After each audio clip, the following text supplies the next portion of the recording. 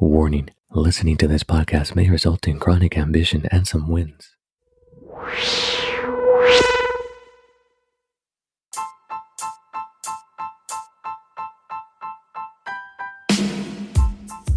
Yo, what's up, winners?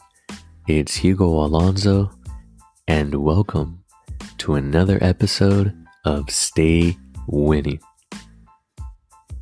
Now, you know I like to see my whole team winning, so if you haven't already, be sure to follow us on social media at Stay Winning Pod and subscribe to our YouTube channel.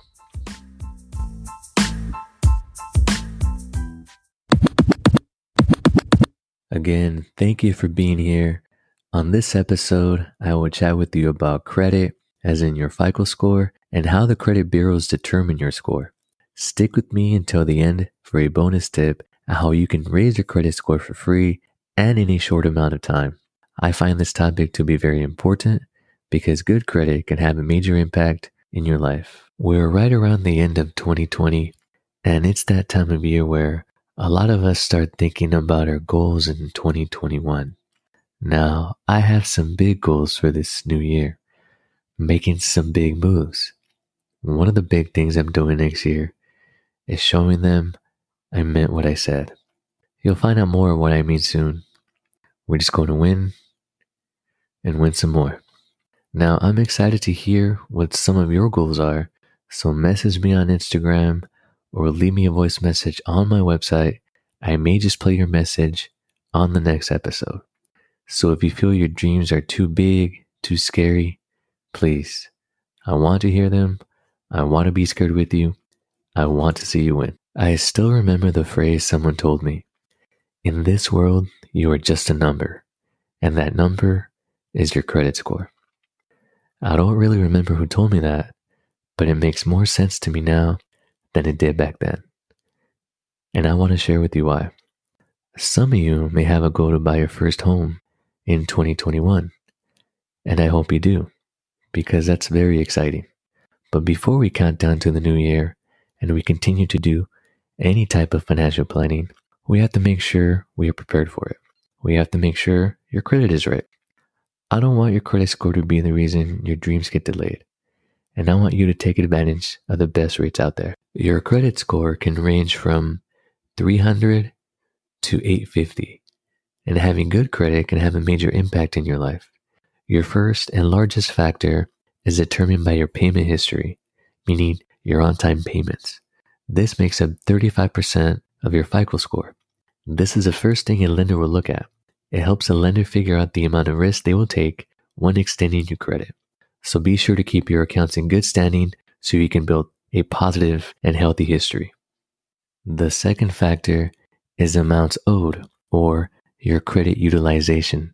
This makes up 30% of your FICO score. Balances on your accounts do not necessarily mean you are considered high risk. However, if you are using a lot of your available credit, the banks can interpret that to mean you're at a higher risk of defaulting. Be sure to keep your balances low. The third factor is the length of your credit history. That makes up 15%. In general, longer credit history increases your FICO scores. However, I know people with less than 3 years of credit history with FICO scores in the 700s. The bureaus take into account how long your credit accounts have been established. They will also take into consideration how long it's been since you last used your accounts. The fourth factor is your credit mix, or types of credit accounts. That makes up 10% of your score. FICO scores will consider your mix of credit cards, installment loans, and mortgage loans. However, it is not necessary to have one of each. Number 5 is new credit. This is also 10% of your score. Opening several accounts in a short span of time represents a greater risk. It's not recommended to open too many accounts too quickly. Once a year, you are entitled to one free credit report from each of the credit bureaus. I recommend using annualcreditreport.com. Credit Karma and Credit Sesame are also great mobile apps for you to keep track of your FICO scores. Thank you for sticking with me this far in the episode. I apologize for my allergies, but here's your bonus tip I hope you can benefit from. It's called credit piggybacking, and it's one of the fastest ways to increase your credit score, especially for those that don't have much credit history. Before I continue, let's take a moment to thank our episode sponsor. So credit piggybacking, what that is, winners, is when someone adds you as an authorized user to their credit card. You're able to get all the benefits of someone else's score without you needing to do any of the hard work. There is a catch though. Some banks are changing the rules, so be sure to do your research and see which ones will still carry over the credit history. I believe as of the release of this episode, Wells Fargo and Bank of America still report the past credit history versus only reflecting credit history from the date you were added. If the information has been overwhelming, simply take these two things with you. Make your payments on time and keep your balances low.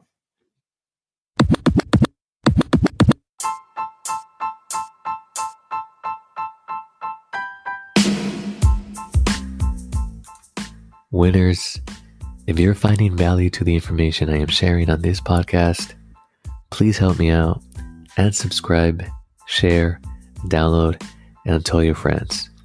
You know this podcast is new, so if you're feeling extra kind, give me a rating and leave me a review. I can definitely use your help to stay winning.